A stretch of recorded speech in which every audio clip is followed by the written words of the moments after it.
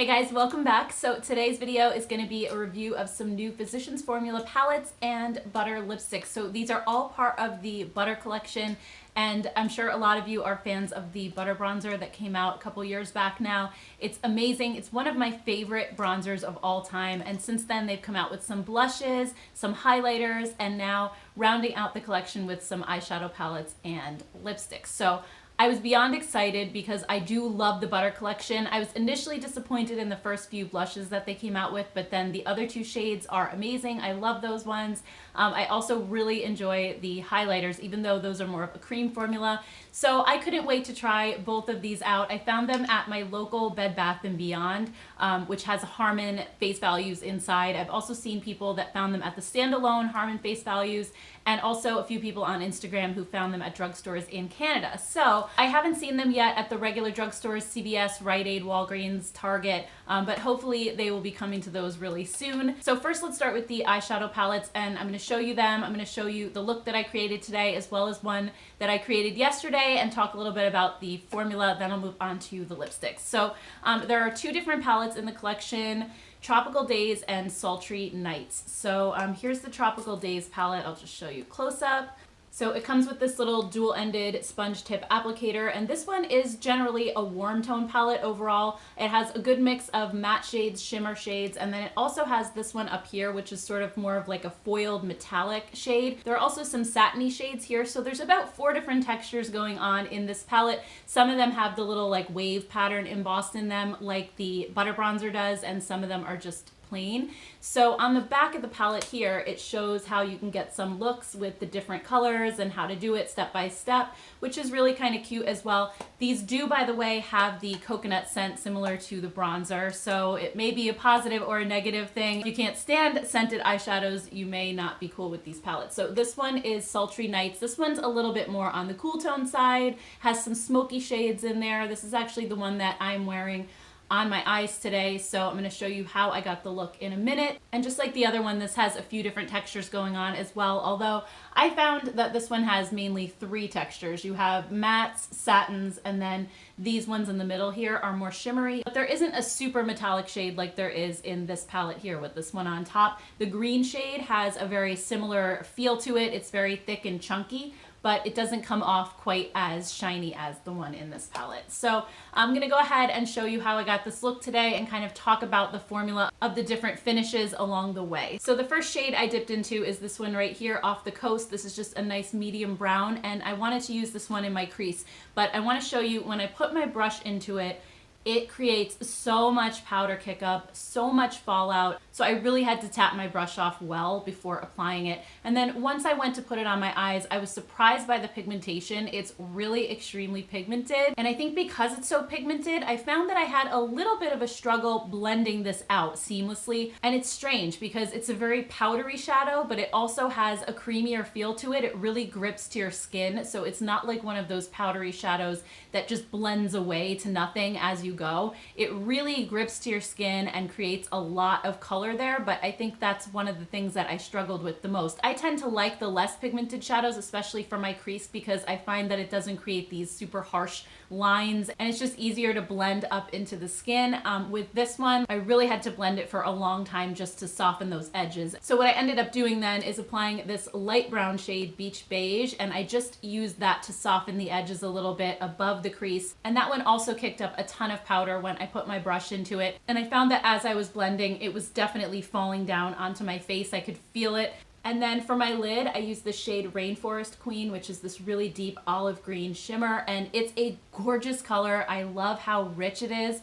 When I dip my brush into this one though, it is creamy and buttery, but incredibly chunky at the same time. It just comes off in these tiny little flakes. It doesn't grip together. It just falls apart and crumbles. And I had a ton of fallout from this as well. And I ended up going in and using my finger instead because I thought maybe patting it on with my finger would help with the fallout issue, but it really didn't. I had the same issues with the brush, although it did apply a little bit more intensely with my finger. And then for the last step, I went in with this shade Sundown right here, which is this bright gold, and I wanted to apply that to the center of my lid just to add a little pop and definition. So this formula felt exactly like the green when I dipped my brush into it. It was just very chunky and very piecey.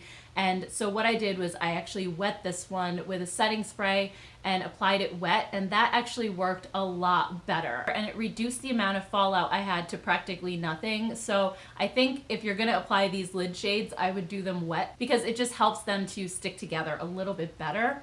I also created a look yesterday using the same palette, and it was more of an orange look, so I'll just put up a picture of what that looked like so that you can see. I used pretty much the same base shades, and then I put the orange all over my lid, and you know, it came out pretty, and I feel like today's look came out okay as well, but I had so much cleanup I had to do when I was done. There was fallout all over my cheek on the side here, and it didn't brush away very easily. When I tried to brush it away, it left these streaks here, so then I had to really get in there with a Q-tip, clean it up, reapply some concealer. I also had some smudging like on the inner corners of my eyes right here, where as I was blending those base shades, they just kind of flew over into the corner just due to the powderiness of it. So I found that these were incredibly difficult to work with, and I typically like powdery shadows, like I said before, and I normally don't mind fallout, but this was just kind of on another level. It was like Fallout City. So definitely not the easiest eyeshadows to work with, unfortunately, even though I think that these shadows are really pretty, and I do love the color schemes of both of these. They're more on the neutral side, very easy to wear, I think, for just about anybody with maybe just a few pops of color. So I think on that front, the color schemes are really, really pretty. I'm just kind of disappointed in the fallout aspect. And not only that, on the complete opposite end of the fallout spectrum, there are two shades in each palette right here that for some reason, they're more of satin shades. When you go to touch them, they have like no fallout, but they don't really pick up. It looks like it's on my finger here, but then as you go to apply it, it's like really light and not pigmented at all. It's just kind of weak. It doesn't look like it does in the pan, and it got hard pan almost right away. Like when I first put my finger in it the first time, it got hard pan, and now it's just really hard to pick up. And the same thing in the Sultry palette, this shade right here, which actually has a ton of different colors in it now because of the fallout, but you can see like when I'm touching it, there's hardly anything comes off on my finger because it has hard pan now. So when I go to try to swatch this, it's like almost nothing. Actually, the purple one in that last palette was a little better. And the same with the one next to it. It gets hard pan, and I mean, it is gonna swatch a little, but see like how weak that blue is? And it looks much richer in the pan here. So for some reason in each palette, these two satiny shades just don't pick up well with a finger, even worse with a brush. I couldn't even get them to pick up on the brush at all. So anyway, let me just go ahead and show you quick swatches of each palette. First, I'll show you Tropical Days, which is this warmer one. And as you can see, most of the shades swatch really, really well. I think the pigmentation is definitely there, and in swatches, they do look really good, with the exception of those two satiny shades I was just talking about that really don't pick up very well. But other than that, I think that it swatches really nicely. And then here's the Sultry Nights palette, and same thing with this one. It swatches really nicely for the most part, except for those two satiny shades that really don't show up much at all. But the rest of the shades do have a nice amount of pigment to them. So now let's move on to the Butter Lip Creams. And I got 3 of them to try because I wasn't sure if I was gonna like them. But I think there was probably like 8 to 10 shades in the display, maybe more because there were a few missing. But I got the shades Brazilian Nut, and this one I'm actually wearing on my lips today, and then Pinkini and Mauve into Brazil. So I'm gonna swatch these for you guys so you can see just how pigmented these are. So this one is Brazilian Nut. This is the one that I'm wearing on my lips today, and look at that pigment. But you can see like how shiny it is and buttery. It just like feels so comfortable on my lips. It's super hydrating. I'm in love with this shade too. It's just such a gorgeous pinky nude. I absolutely love this color. And these actually don't have that coconut scent like the palettes and the bronzer do. It smells fruity. It's kind of, I want to say like maybe mango. It's definitely a tropical fruit scent. It's not pineapple. I think it's mango, but it's really, really light. So I don't even notice it on my lips right now. I barely even smelled it when I put it on. I have to really put this up to my nose to smell it. And then the next one is Pinkini, and this one is also really nicely pigmented. So that's what that one looks like right there. Super pretty. Again, love this color. I think I would definitely wear this a ton. And then the last one is Mauve into Brazil. and that one is just a really pretty mauve. It's so beautiful. Again, loving that one. So I definitely plan to pick up more of these. I would say lasting power wise, I feel like these hold up pretty well. They're not the longest lasting thing in the world because they are so emollient and so hydrating, but they do last quite a while given that they're so pigmented. I don't find that they just wear off like in an hour. It takes at least a few hours through eating and drinking and things like that. But I would say the shininess probably wears away first, especially if I'm gonna eat something, and then after a while the color slowly wears away too, but they do wear off pretty evenly, and I love these so much. Like, I definitely am going to pick up some more because I think they're awesome. So I would absolutely 100% recommend these.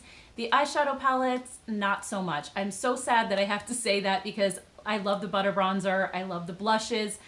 These they're just too much fallout, too difficult to work with. And honestly, there are so many amazing palettes at the drugstore from brands like Wet n Wild and Profusion, even ColourPop. They're priced very similarly to these and they're fantastic. I mean, these were $13.99 at Harmon's, and usually they're priced a little bit lower than some of the other drugstores like Ulta. They may be more like in the $15 range. So I don't think they're worth buying, especially if like fallout bothers you, or, you know, having to clean up your eye look. Because at the end of the day, even though I like the neutral color schemes, it's not like there aren't other neutral palettes around at the drugstore. I don't think that there's anything extremely standout about these. So for me, they're not worth like the hassles of applying them. All right, so those are my thoughts on the new butter products from Physicians Formula. I would love to hear what you guys think about them in the comments below. Let me know if you're still planning to purchase these, or have you purchased them and what was your experience. I'd love to chat with you guys. Also, if you like this video and found it helpful, don't forget to hit the like button, and also don't forget to hit the subscribe button as well, because I review products during the week and I do new makeup hauls every Sunday. So thank you guys so much for watching, and I will see you in the next video.